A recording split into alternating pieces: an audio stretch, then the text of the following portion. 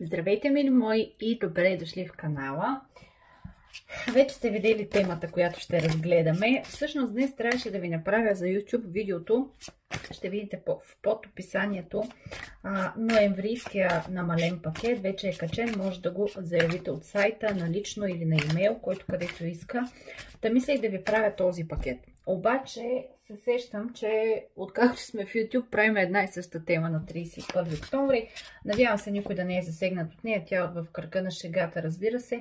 И това е чия любима вещица сте. В най-добрия смисъл го казвам. Тези от вас, които са тук, знаят. Просто така да разчупим малко положението. Така че реших тази вечер да направя нея, а утре може би по обяд ще успея да ви направя и голямото четене с многото въпроси, които са намален пакет през ноември. Вече официално може да си заявите пакета, наличен е в сайта, както казах, може и на съобщение. Моля ви обаче, който реши да ми пише или да си го поръча тези дни, защото след това не знам как ще са графиците заради годишните. След 15 ги започваме. Та наистина не знам с какво време ще разполагам. Срока е 6 работни дни. Днес и утре имам и други консултации, които са по график да разпратя. Някои от вас си ги чакат.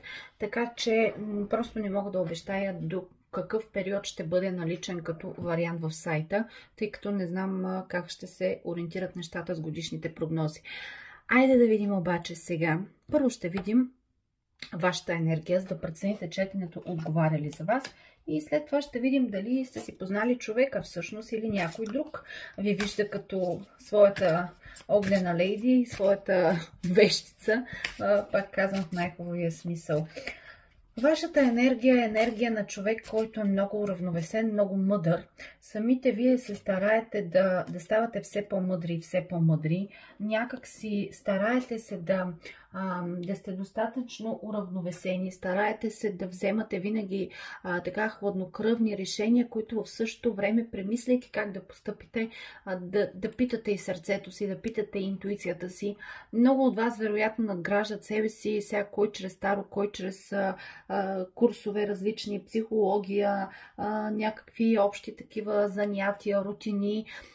При всички положения сте хора обаче, които се стараете да търсите въпросителни за живота си, да търсите с кое аз мога да стана утре по-добра версия на себе си. Доста работите в тази посока и това е нещо, което ви прави уравновесени, което ви прави емоционални сте, даващи нежност, грижа, обичате всички около вас да се чувстват комфортно, да се чувстват в хармония. Обаче в същото време успявате да мислите малко по-философски, да не сте такива импулсивни, да не сте на момента да избухвате, да вземате прибързани такива решения. Ами точно напротив, старайте се да търсите причина във всяко едно нещо, което се е случило. Старайте се да виждате уроците в това, което не се е развило по начина, по който вие сте искали. И макар и да ви е трудно и да ги изживявате понякога тежките моменти, наистина доста емоционално, успявате да намерите защо даден елемент, защо дадено нещо е преминало точно по този начин и по тази форма в живота ви, което наистина ви прави изключително стъпили на земята и честно казано, в момента дори се намирате малко на един кръстопът, защото си размишлявате тук къде да поема, къде да пренаредя някои неща.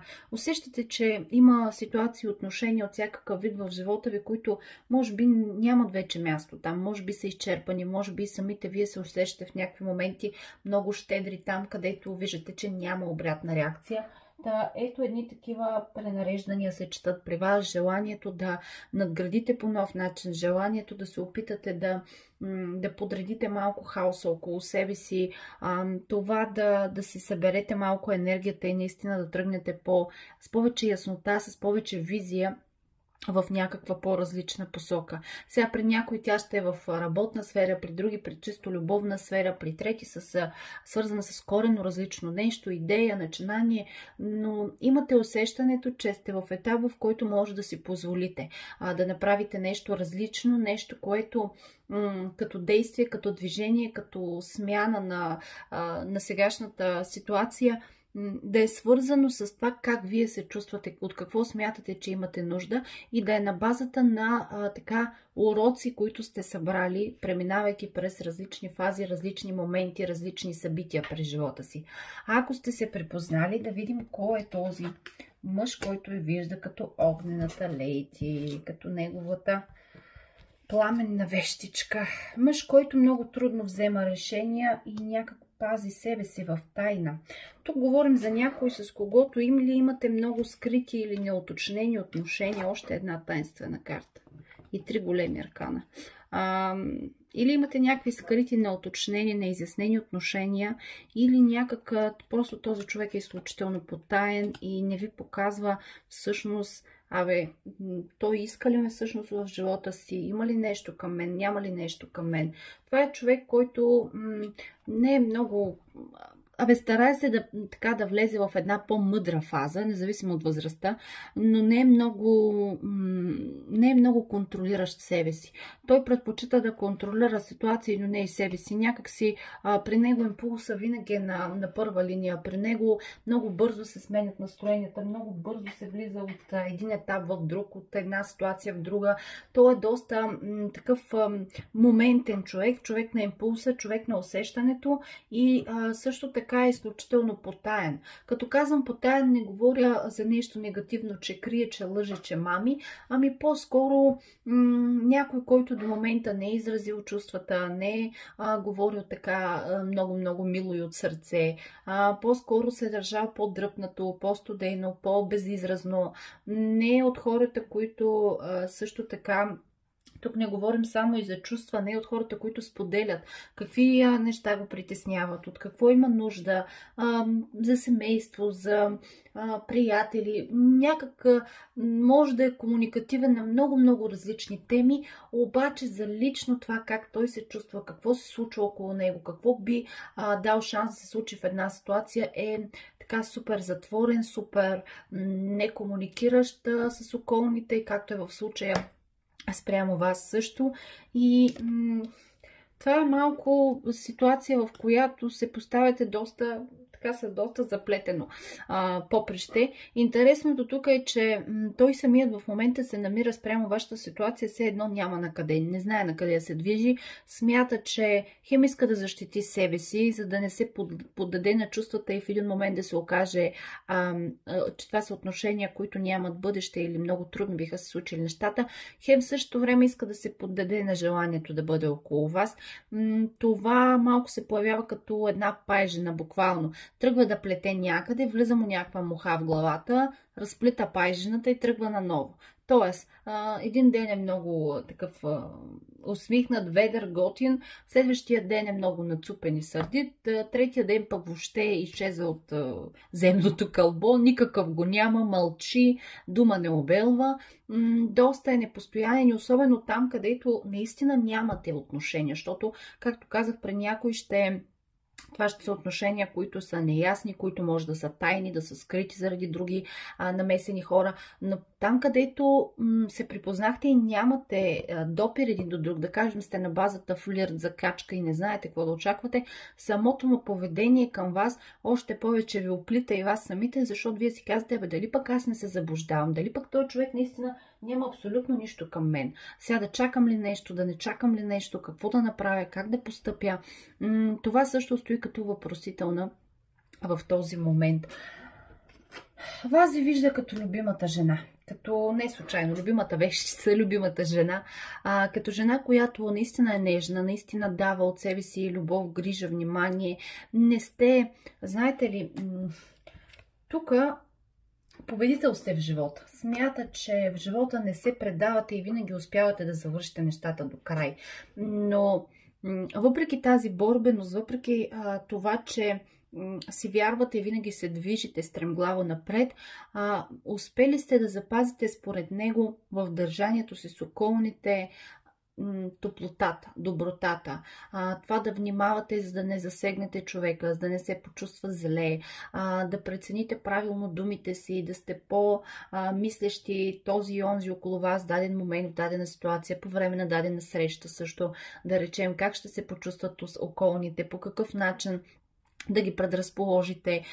Въпреки силния дух и въпреки така наистина зрелостта, която имате, това, че сте стъпили на земята, това, че си постигате нещата, които се набелязвате според него, това далеч не ви е извадило от момента, в който вие да си кажете, не, аз съм аз. При вас няма такова, няма такъв комплекс, няма такова его, няма такова перчене, няма такова, виж ме сега, нали, колко съм 6, колко съм готина. Всичко е много, много естествено в поведението ви, наистина, въпреки, че понякога ви се налага според него, сега дали е така, тук говорим от неговата гледна точка, въпреки, че понякога според него ви се налага да сте мъжа в живота си, т.е. да се справяте с неща, които би трябвало един мъж да ги свърши, вие не сте хора, които така ще мрънкате или ще чакате някой да дойде да ви оправи кружката или някой да ви занесе чантите, за такива неща говоря, въпреки, че понякога ви се налага да вземате решения, които са изключително трудни на пръв поглед за една жена, вие се справяте, но успявате да запазите женската си енергия. Няма грубиянство, няма арогантност, няма тази грубост на една жена, която много си е повярвала, че е самодостатъчна и опитва да мачка околните около себе си. При вас това го няма. Тази нежност, тази чувственост, самото ви излъчване, самото ви поведение, самата ви осанка, това са неща, които той оценява. Това е нещото, което за него специално е важно и той е открил във вас под някаква форма.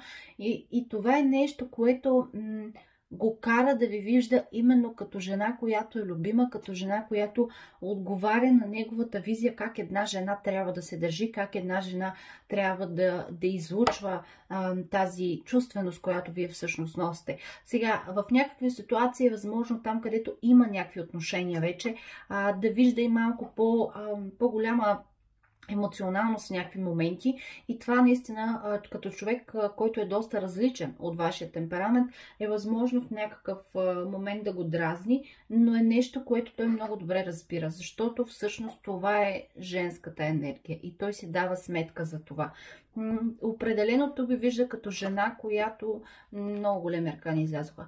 Жена, която иска да има в живота си, иска да е важна част от неговия живот и жена, от която смята, че може да научи много как да се опитва да се съхрани, да стъпи на по-стабилна основа. Жена, която може да го мотивира, макар и да не е от хората, които, както казах и по-рано, много така говорят, склонни се да правят комплименти, да казват хубави думи. Не е от тях, но пък за сметка на това вътрешно ви е оценил по този начин. Дори и да не сте в отношения, това, което той вижда, това, което така на него му е направило впечатление и усетил, това е, което всъщност е и по-специално във вас. Честно казано, тук тази таинственост се дължи по-скоро на очакването колелото да се завърти. Той самият не прави движение, не проявява никакви действия в момента, в някакво такова изчакване, но далеч не мога да кажа, че не защото няма идеята, желанието, надеждата, тези взаимоотношения да се развият всъщност за напред. По-скоро бих казала, че тази пауза от негова страна е пауза, която смята, че чрез събития, които ви се случват, чрез ситуации, в които попадате, времето, което минава покрай вас, това е нещо, което ще му даде посока и ще може това колело да се завърти. Също така, това време ще му даде и смелост, за да може да промени не само поведението си, да стане малко по-топъл, малко по-открит за тези неща, за които говорихме по-рано, но и една идея повече да се чувства на по-високо равнище, чисто духовно, чисто да си вярва повече, да вижда повече перспективност в себе си като мъж, която може да покаже като излъчване. За него, тук да ви кажа честно, това изчакване, определено изчакване, тази стопирана енергия е по-скоро за това да му дойде времето, да се почувства той самият готов, той самият силен, защото за него е много важно в едни отношения той да е мъжката енергия. И когато едни отношения стават според него по-дълбоки, преминават фаза по фаза, стъпало по стъпало, наистина мъжът тук трябва да е ключовата роля. Не говоря да контролира, да командва, а говоря просто като излъчване, като сила, когато има някаква трудност, жената да може да се опре на него. Докато с тази енергия, която има в момента, много трудно. Просто много трудно. Самият той се чувства в достатъчно добра кондиция, в достатъчно така голяма увереност, за да покаже това. Сега в някакви моменти тук може външно, нали, да изглежда, че много си вярва, но дълбоко в себе си това, което не му достига в отношенията, е силата. Силата, ама наистина тази сила не просто да се перчиш, че си номер едно, ами наистина да се чувстваш готов. Готов за промени, готов за следващи действия, готов за това да си премислил нещата и да знаеш какво можеш да дадеш, какво можеш да направиш за човека срещу теб, за вашите взаимоотношения. По този начин смята, че давайки си време, ще може да почувства точно тази вътрешна сила. И това е нещо, което така, честно казано, в мислите изключително силно го впечатлява, защото постоянно мисли нещо и си казва, добре бе, аз си казвам, сега ще си дам почивка, няма да мисля. А пък в същото време не спирам да го мисля това като ситуация. Много често също така онова, което премисля, е свързано с някакъв бъдещ разговор, който той визуализира как би бил добре да се получи. Разговор, който да е свързан с някакви негови признания, някакви негови така изразявания на чувства, на емоции. Разговор, който да е искрен, който да е честен. Да, в момента на този етап, в момента в който гледате видеото, не се чувства готов за този разговор, затова и стопира времето до там.